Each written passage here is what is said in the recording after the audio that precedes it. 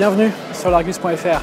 En ce début d'année 2023, la Peugeot 408 s'apprête à s'accorder un nouveau bain de foule lors de cette 100e édition du Salon de l'Automobile de Bruxelles. Elle avait déjà fait forte impression dans sa sphère tournante en octobre dernier lors du Mondial de Paris. Dans quelques jours, le 26 janvier prochain officiellement, son lancement commercial va débuter.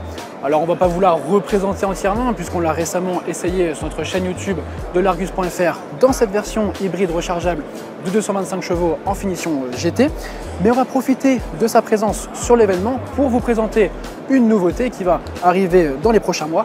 On vous explique tout au sujet de cette Peugeot 408. D'ici quelques jours donc, la nouvelle Peugeot 408 sera commercialisée. D'abord en version essence de 130 chevaux avec le 1 litre de PureTech, mais aussi dans cette version hybride rechargeable de 225 chevaux, seulement sur les finitions Allure Pack et GT.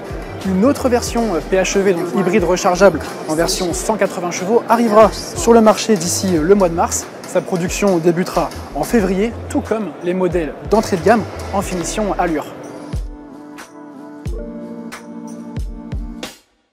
La gamme de la Peugeot 408 sera complète d'ici le printemps prochain.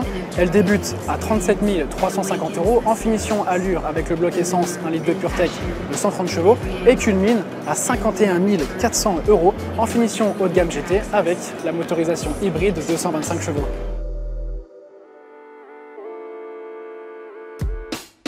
Une déclinaison hybride rejoindra le catalogue en octobre prochain. Ce nouveau système, qui arrivera également sur d'autres modèles de la gamme, sera associé au 1 litre de PureTech et à la nouvelle transmission IDCT développée et fabriquée par Punch Powertrain. Alors il ne faudra pas s'attendre à parcourir plusieurs kilomètres en tout électrique, puisque ce système s'apparente davantage à une micro-hybridation. En effet, le bloc électrique de 21 kW sera implanté au plus près des roues avant et associé à une petite batterie de 0,9 kWh. L'autonomie sera donc limitée à 1 km. En fait, ce système permettra surtout de meilleures relances à la 408 et de réduire sa consommation et ses émissions de CO2. Les tarifs de cette nouvelle déclinaison de la Peugeot 408 seront communiqués dans le courant de l'année, puisque je vous le rappelle, elle sera commercialisée à partir du mois d'octobre 2023. Bien évidemment, nous ne manquerons pas de vous communiquer les tarifs et toutes les dernières informations sur la gamme de la Peugeot 408.